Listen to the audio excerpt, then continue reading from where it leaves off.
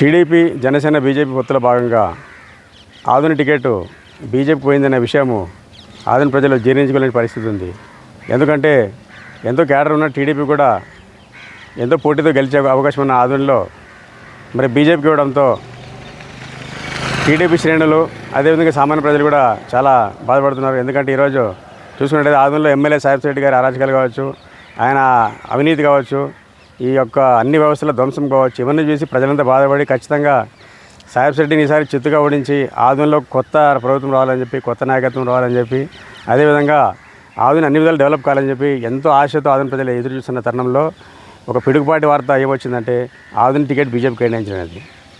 మేమేం బీజేపీని వ్యతిరేకించడం లేదు, వాళ్ళు కూడా పైకి రావాలి, వాళ్ళు కూడా అధికారంలో రావాలని చెప్పి, అదేవిధంగా సేవ చేయాలని ఉంటుంది. అందుకు మేము పూర్తిగా సహకరిస్తున్నాము. కాకపోతే గెలవలేని సీట్లు నిలబడడం వల్ల వారికి ఒక అవమానము తప్ప మరొకటి వచ్చే అవకాశం లేదు. అదే ఈరోజు ఆదోనిలో చూసుకున్నట్లయితే చాలామంది బీజేపీలో మంచి వ్యక్తులు కూడా మనకు ఉన్నారు, ఎంతో సేవ చేసే వ్యక్తులు కూడా ఉన్నారు. కాబట్టి అలాంటి వ్యక్తులు నిలబడి ఒక మార్జిన్తో 1,00,000 మెజార్టీతో కానీ ఆ డివైడ్ అనే పరిస్థితులు ఓడిపోతే మరి వారికి అవమానంగా ఉంటుంది. అదే మాకు బాధ కలిగించే విషయము. మరి అదేవిధంగా చూసుకుంటే రాష్ట్ర వ్యాప్తంగా ఈరోజు కోస్తాలో కావచ్చు, చాలా ప్రాంతాల్లో ఈ యొక్క వైఎస్ఆర్ ప్రభుత్వం పోవాలన్నటువంటి ఒక మంచి గాలి వీస్తున్న తరుణంలో మరి ఆదోని లాంటి ప్రాంతంలో ఒకవేళ బీజేపీకి ఇచ్చినట్లయితే మొత్తం జిల్లా మీద ప్రభావం పడే అవకాశం ఉంది. ఈరోజు చూసినట్లయితే ప్రజల్లో అయితే ఈరోజు రంజాన్ నెల మొత్తం ఉపవాసం ఉండి ప్రతిరోజు నమాజ్ చదివే ముస్లిం కావచ్చు, అదేవిధంగా ప్రతిరోజు నిష్టగా దేవుని పూజించే హిందూ కావచ్చు, రాత్రి బైబిల్ చదవందే పడుకొని క్రైస్తవుడు కావచ్చు, ప్రతి కుల మతాలకైతే ప్రతి ఒక్కరు బాధపడేదేమంటే టీడీపీకి వచ్చింటే మేము ఖచ్చితంగా గెలిపించే వాళ్ళమన్నా రాకపోవడం వల్ల మాకు చాలా బాధ ఉందని చెప్పి ఈరోజు చెప్తుంటే మాకు కూడా చాలా బాధగా అనిపిస్తుంది.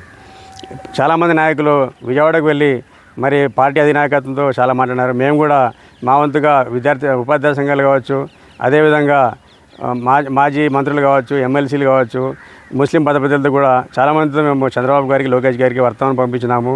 అదేవిధంగా ఆఫీస్ ఇన్ఛార్జీలు కూడా మేము చెప్పినాము, అయ్యా ఖచ్చితంగా మీరు మా యొక్క బాధను మీరు అర్థం చేసుకోండి, మీరు బీజేపీతో కలిసినా కూడా ముస్లింలు మీకు వ్యతిరేకం కాదు.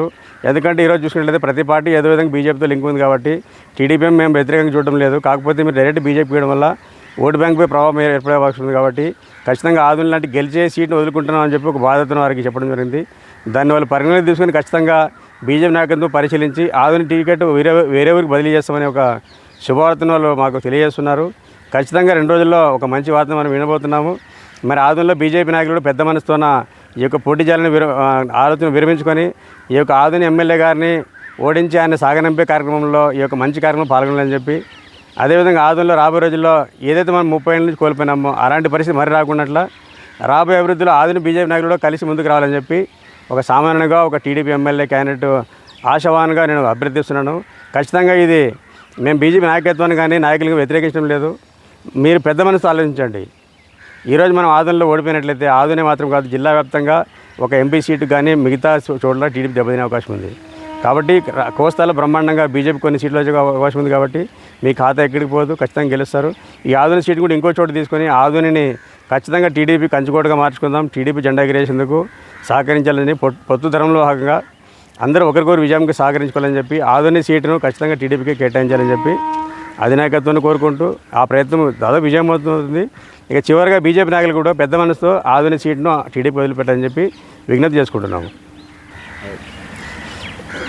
మరో విధంగా సర్వేలు కావచ్చు, మేము తిరిగి ఒక లోకల్గా సర్వే చేయబడిన విషయాలు కావచ్చు, ప్రజాభిప్రాయం తెలిసింది ఏమంటే ఖచ్చితంగా ప్రజలు ఇక్కడ బీజేపీ నిలబడితే టీడీపీ బదులుగా